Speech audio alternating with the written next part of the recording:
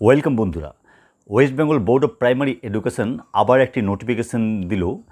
এই নোটিফিকেশান মূলত আগামী 13ই সেপ্টেম্বর আবার কিছু প্রার্থীদের কাউন্সেলিং করতে চলেছে West Bengal board of primary এডুকেশনে, তারই একটি নোটিফিকেশান।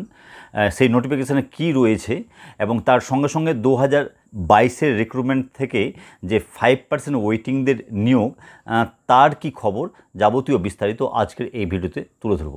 কিন্তু তার আগে বলি 2016-র এসএসসি মামলার একটি গুরুত্বপূর্ণ আপডেট। হ্যাঁ বন্ধুরা, আপনারা দেখেছেন আমাদের চ্যানেলে আমরা ভিডিও করেছি যে গত 3 তারিখ মানে আগস্টের 3 তারিখ ও 5 তারিখ এসএসসি 2016-র এই গুরুত্বপূর্ণ মামলাটি লিস্টেড থাকলেও কিন্তু হিয়ারিং হয়নি। লাস্ট হিয়ারিং মূলত প্রধান বিচারপতির অনুপস্থিতির কারণেই হয়নি। এত গুরুত্বপূর্ণ মামলার হিয়ারিং না হয় আমি কিন্তু সরব হয়েছিলাম আমার এই সোশ্যাল মিডিয়ার মাধ্যমে।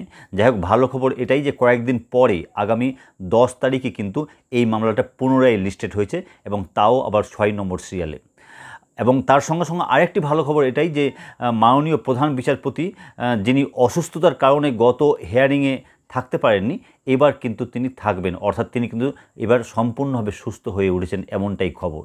যাই হোক, এই হিয়ারিংটা নিয়ে অনেকেই চোখ রেখেছেন, কারণ এটি একটি যথেষ্ট গুরুত্বপূর্ণ মামলা। তার সঙ্গে সঙ্গে আরজি করের যে মামলাটি, যা 5 তারিখ হিয়ারিং হয়নি, সেই মামলাটিও কিন্তু লিস্টেড হয়েছে এবং 1 নম্বর সিরিয়ালে রাখা হয়েছে।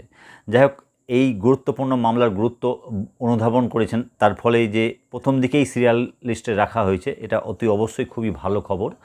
দেখা যাক এই মামলার হিয়ারিংয়ে কি গুরুত্বপূর্ণ আপডেট উঠে আসে। এবার চলে আসি আজকের মূল প্রসঙ্গ, প্রাইমারি রিক্রুটমেন্ট সম্পর্কে। বন্ধুরা, আপনাদের মনে আছে প্রাইমারি 2022-এর রিক্রুটমেন্টের থার্ড ফেজের কাউন্সেলিং কিন্তু গত 21 ও 22 তারিখ কমপ্লিট হয়ে গেছে এবং তারপরে যে 5% ওয়েটিংদের কাউন্সেলিং, সেটা কবে হবে এই নিয়ে কিন্তু আপনারা অনেকেই প্রশ্ন করেছিলেন, কিন্তু আমরা কোনো ভিডিও করিনি, কারণ সেরকম কোনো খবর পর্ষদ থেকে পাওয়া যাচ্ছিল না।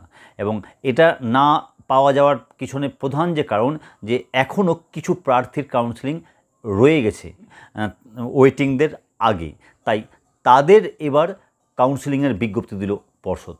হ্যাঁ বন্ধুরা, প্রায় 25 জনের মতো প্রার্থী হবে যাদের স্টেট লেভেল কাউন্সেলিং হবে আগামী 13ই সেপ্টেম্বর পর্ষদের যে নিজস্ব ভবন রয়েছে এপিসি ভবন, সেখানে দুপুর 12টা থেকে।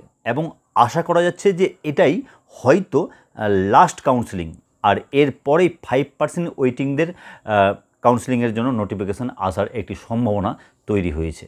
যাই হোক, 13 তারিখ এই কাউন্সেলিংটা হয়ে যাক, তারপরে 5% ওয়েটিংদের কাউন্সেলিংয়ের জন্য কী খবর উঠে আসছে আমরা অবশ্যই আমাদের এই চ্যানেলে ভিডিও করব। তাই চোখ রাখুন আমাদের এই চ্যানেলে। ততক্ষণের জন্য বিদায় নিচ্ছি। সকলে ভালো থাকুন ও সুস্থ থাকুন। ধন্যবাদ।